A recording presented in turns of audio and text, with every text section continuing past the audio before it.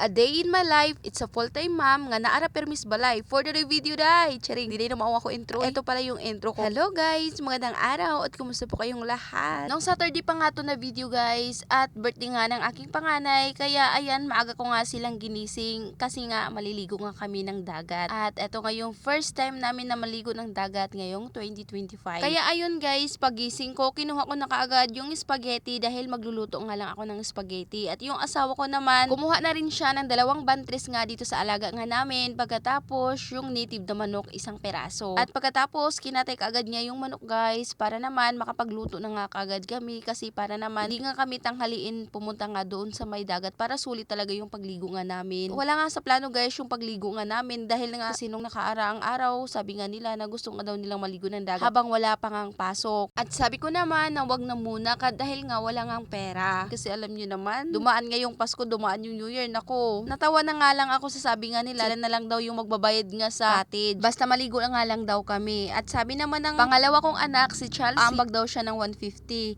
At dito ako natawa kay Cheryl kasi sabi ni Cheryl, aambag nga daw siya ng 5 pesos. Nako, Diyos ko.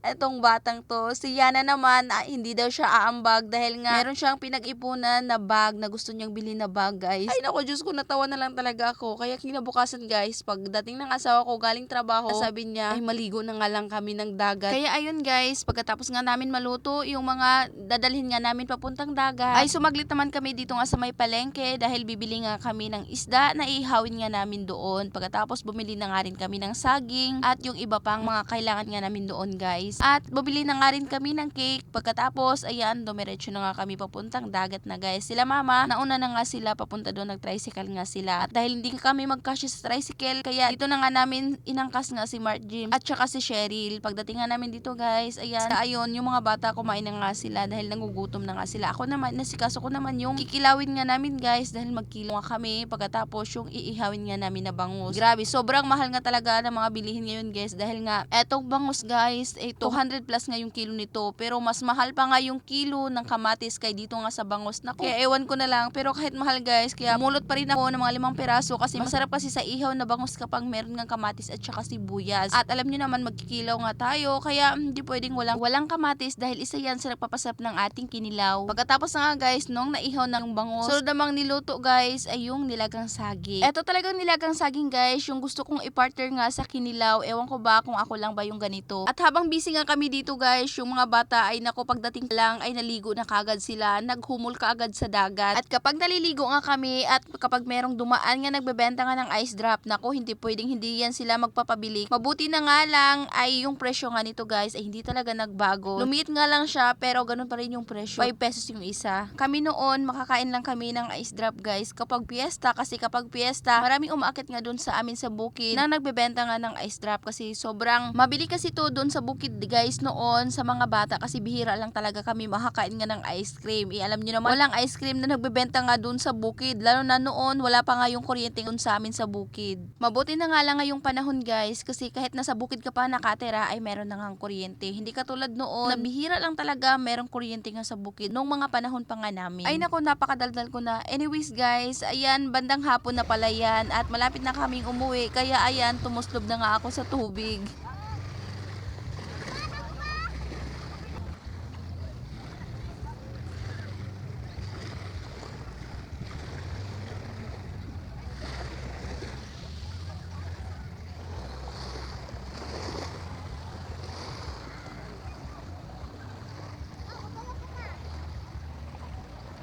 Pagkatapos, ayan guys, bigla pang bumuhos yung malakas nga na ulan. Kaya sabi ko na sa mga bata na umahon na nga sila sa tubig at baka mabasa pa nga sila sa ulan. Charing!